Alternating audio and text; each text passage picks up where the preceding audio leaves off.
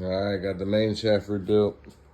All brand new synchros, new bearing, new snap rings, new shift rings.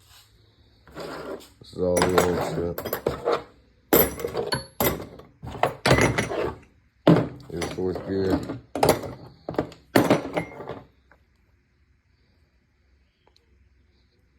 I think it's blown up.